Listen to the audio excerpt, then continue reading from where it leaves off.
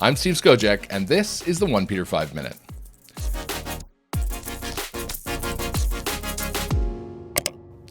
Well, hello there, 1P5ers. Today is Wednesday, June 10th, episode number 26 of the OnePeterFive Minute, and here are this week's top stories. Archbishop Gregory, or Wilty-Poo, as we like to call him around these parts, is still in the news this week regarding his ridiculous attack on President Trump over the latter's visit to the John Paul II Shrine in Washington, D.C. Now, as you may recall from last week's episode, the drama queen of the Nile said that it was reprehensible that the shrine allowed the president to visit, classifying it as a photo opportunity and a political statement, and that the shrine staff had allowed itself to be, quote, egregiously misused and manipulated in a fashion that violates our religious principles, which call us to defend the rights of all people, even those with whom we might disagree, end quote. Gregory did not recognize the irony of his own comments while lashing out at a president with whom he ardently disagrees. But then, self-righteous bureaucrats with flamboyant tendencies often have very poor self-awareness or intellectual honesty. And Gregory's lack thereof, on both counts, has been shown to be particularly problematic in the wake of his comments. Although it was reported last week by Crux News that Gregory had only just found out about Trump's visit to the shrine on June 1st when it was publicly announced, J.D. Flynn at the Catholic News Agency uncovered correspondence from May 30th, indicating that Gregory not only knew about the visit, but had been invited to attend it with the president, and had declined the invitation, citing a scheduling conflict. Now, although there's no indication that Gregory himself lied directly about what he knew and when he knew it, the reporting from Crux, after all, may simply have been missing a key detail. The whole thing makes Gregory's tirade against not just Trump, but the shrine's staff wildly dishonest. If he thinks they were irresponsible for letting Trump attend an event that he knew about and, quote, politely declined, what's his excuse for not taking a stand if he truly had a problem? Gregory has tried to shield himself from criticism of his anti-Trump temper tantrum by saying that such criticism is, quote, reminiscent, in my mind, to the criticism that people gave to Catholic priests and nuns they saw marching during the civil rights period, end quote. Sorry, Wilty-Poo, you don't get to play civil rights victim when you're a dishonest political opportunist occupying one of the most influential diocesan sees in the world, all while living in the marble-floored penthouse of a $43 million building on Embassy Row, owned by the diocese. Rosa Parks, you are not. And speaking of prelates who enjoy the privileges and prestige of access to vast sums of cash, Cardinal Becciu is in the news yet again this week. Becciu, that old villain, seems to be at the heart of every bit of shady financial dealing that's gone on in the Vatican for years, from his intervention in the audit performed by Cardinal Pell to his appointment to be visitator to the Knights of Malta after they received their sizable bequest and kicked out Cardinal Burke, to all the weird Vatican real estate dealings that have prompted questions of malfeasance. No matter what's going on, you can always find Becciu right there in the mix. And this time is no different. Becciu is this time distancing himself from the arrest of Gianluigi Torzi, a financial broker working for the Vatican Secretariat of State, who is at the center of the Vatican scandal over the investment of hundreds of millions of euros in a London property. Torzi was arrested by the Vatican police last week on suspicion of extortion, embezzlement, aggravated fraud, and money laundering. Becciu, who was the second highest-ranking member of the Secretariat of State from 2014 to 2018, claims he doesn't even know Torzi, who acted as a broker for the deal from 2018 to 2019 when it closed. Becciu also defended the investment, saying that, quote, there has been no doubt that if it were sold now, it would make double what it cost, 148 million euros. He also denied that Torzi's arrest would have any broader impact on the Curia or the Secretariat of State. Now, the Catholic News Agency reports that between 2014 and 2018, during Becciu's tenure, the Secretariat of State paid about $300 million for the building in London. Questions have arisen over whether funds from Peter's pence went toward the cost. Allegations that Becciu is also denying in media appearances this week. Now, it was also Becciu who, according to CNA, appears to have attempted to, quote, obscure on Vatican balance sheets nearly $200 million in loans connected to the transaction by canceling them out against the value of the property in London, an accounting maneuver prohibited by financial policies approved by Pope Francis in 2014. The report goes on, that apparent attempt to obscure the loans was detected by the Prefecture for the Economy, then led by Cardinal George Pell. Senior officials at the Prefecture for the Economy told CNA in 2019 that Becciu told Pell the cardinal was, quote, interfering in sovereign business by looking into the Secretariat's dealings with the Swiss bank BSI.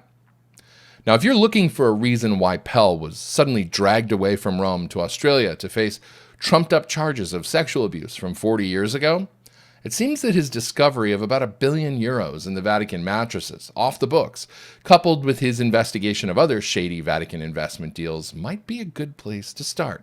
And you'll find Becciu right there in the middle. Now, to make matters even stranger and more awkward, there is some evidence that the recently arrested Torzi may have gotten his job by way of Pope Francis, who held a private audience with the financier and his family in 2018. Torzi was ultimately hired directly by Archbishop Edgar Peñapara, another papal appointee who was one of the figures Archbishop Carlo Maria Viganò warned about in his initial testimony in 2018. At that time, Viganò said that he had received, quote, worrisome information about Para. Para faces allegations of homosexual predation of seminarians and even sexual abuse of minor seminarians. Viganò returned to the subject of Peñapara in 2019, saying he had never been thoroughly investigated. And this, even though a, quote, terrifying dossier was sent to Pope Francis detailing the allegations against him. Viganò said that the Pope essentially ignored the dossier, and Peñapara remains in his position as sostituto at Vatican Secretariat of State. Archbishop Viganò himself is also in the news again this week, after writing an open letter to President Trump. In it, the Vatican whistleblower, who after his initial testimony in 2018 has been making his thoughts on world and church affairs known with increasing frequency, warns the president about what he envisions as two opposing sides in a conflict in the world, the children of light and the children of darkness. These are his terms, not mine. The latter, he claims, quote, often hold strategic positions in government and politics, in the economy, and in the media. In an apparently inexplicable way, the good are held hostage by the wicked and by those who help them, either out of self-interest or fearfulness. Viganò continues, on the one hand, there are those who, although they have 1,000 defects and weaknesses, are motivated by the desire to do good, to be honest, to raise a family, to engage in work, to give prosperity to their homeland, to help the needy, and, in obedience to the law of God, to merit the kingdom of heaven. On the other hand, there are those who serve themselves, who do not hold any moral principles, who want to demolish the family and the nation, exploit workers to make themselves unduly wealthy, foment internal divisions and wars, and accumulate power and money. For them, the fallacious illusion of temporal well-being will one day, if they do not repent, yield to the terrible fate that awaits them, far from God, in eternal damnation. Viganò states that these so-called children of darkness can be identified politically with the existence of the deep state, which has been engaged in a battle with the president. He claims that there is also a deep church that, quote, betrays its duties and forswears its proper commitments before God. Thus, the invisible enemy, whom good rulers fight against in public affairs, is also fought against by good shepherds in the ecclesiastical sphere. Viganò then appears to level a similar charge against Archbishop Gregory, without going so far as to actually say his name. A similar charge to the one I made in the last episode of the OnePeterFive Minute. Recall what I said. These men, and I use the term very loosely, are running our church. They have a chokehold on all of the institutions. And if they're not gay themselves, they're certainly friendly to those who are. They work collectively against Catholic orthodoxy and unceasingly place impediments and scandals before the faithful.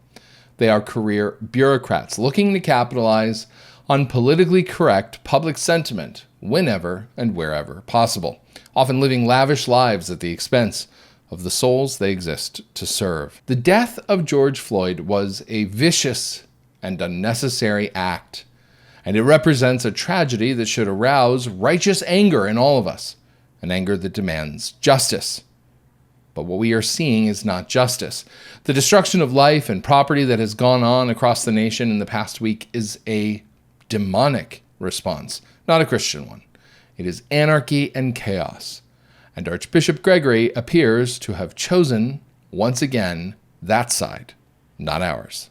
Now, compare that to what Viganò says. For this reason, I believe the attack to which you were subjected after your visit to the National Shrine of St. John Paul II is part of the orchestrated media narrative, which seeks not to fight racism and bring social order, but to aggravate dispositions, not to bring justice, but to legitimize violence and crime, not to serve the truth, but to favor one political faction. And it is disconcerting that there are bishops, such as those whom I recently denounced, who, by their words, prove that they are aligned on the opposing side. They are subservient to the deep state, to globalism, to aligned thought, to the New World Order which they invoke ever more frequently in the name of a universal brotherhood, which has nothing Christian about it, but which evokes the Masonic ideals of those who want to dominate the world by driving God out of the courts, out of the schools, out of families, and perhaps even out of churches. Now, Viganò's analysis, inasmuch as it is just that, an opinion based on the events unfolding in the world today, seems pretty solid to me. He sees the manipulation of these events taking place as a means to foment greater power by nefarious actors who fuel fear and civil unrest to bring about a state of acceptance for repression and, quote, a world without freedom, end quote. It's as workable a hypothesis about the orchestration behind what's going on as any I've seen. But where Viganò claims that the bad guys in this scenario are showing their cards out of a certainty that they already have control and no longer need to conceal their ambitions, I find myself wondering if it might actually be the opposite. I wonder if they're fearful that the people are starting to finally be awake. Many individuals have certainly fallen under the spell of the enemy. We see evidence of that all around us, on the news, right now. But there is still a silent majority. Viganò refers to these people as the most conspicuous part of humanity. And it was these very people who voted Trump into office against all odds, voted for Brexit and saw it through, have been pushing back against the leftist, progressive, Marxist, and arguably Masonic agenda around the world and their march through the institutions. I wonder if the bad guys are hitting the gas not because they're confident that they have things locked down, but rather because they're actually afraid. Afraid that this social engineering project they've been working on for so long may in fact be coming apart at the seams. And if they don't get control of the world now, their dreams may slip through their fingers entirely. Perhaps I'm just being overly optimistic, but that's something I think we could use more of in these dark times. Hope. Never give up. And never back down. Thanks for watching the 1Peter5 Minute. Please take the time to like and share this video, subscribe to our channel, and support our work by going to onepeter5.com/donate today. Until next time, I'm Steve Skojec. Thanks for watching. May God bless you all and keep you all safe.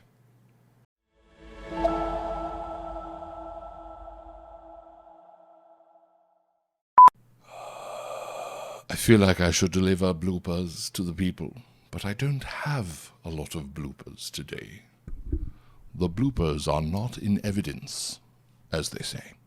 And now, a reading from Bembleman's Bakery by Melinda Green, illustrated by Barbara Suling. Every time I walk past Bembleman's Bakery, I see the same thing, lines. This Bembleman must be a great baker. That bread he bakes is mostly luck, mister, let me tell you. What do you mean, luck? He must be a genius. Listen, there's a story behind this Bembleman. I come from the same village in the old country, and I know. It all began a long time ago, when we were both little boys. Grabbed a couple of cigars today. These are good ones, Kentucky Fire Cured. Can you see? It's not focusing in on them. Here, focus, focus. Kentucky Fire Cured. That's one of my favorites. I should have done the show like Winston Churchill and just put the cigar in my mouth. Just had it hanging out there like this, like so. Welcome to the 1Peter5 Minute. Here at 1Peter5, we like to restore Catholic culture and rebuild Catholic tradition. Or was it the other way around? Rebuild Catholic culture and restore Catholic tradition. Yes. It is a far, far better thing we do than we have ever done. Did you know that Winston Churchill was actually my 7th cousin? It's true. I have a genealogical chart and everything.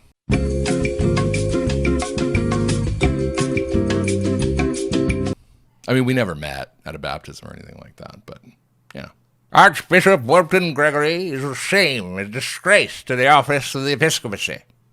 Even though large tracts of the church and many old and famous dioceses have fallen or may fall into the grip of the cabal and all of the odious apparatus of Peronist rule, we shall defend our little church, whatever the cost may be. We shall fight in the pews, we shall fight in the comment boxes, we shall fight on Twitter and on Facebook, we shall fight in the hills, we shall never surrender. That may have been the dumbest bit I've ever done for the sake of bloopers.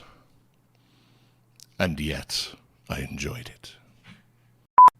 In a world where Archbishop Wilton Gregory fails in his attack on President Trump, one man with one mission and one desire stands athwart the tide of gay Democrats in pointy hats. Steve Skojak is the OnePeterFive Avenger.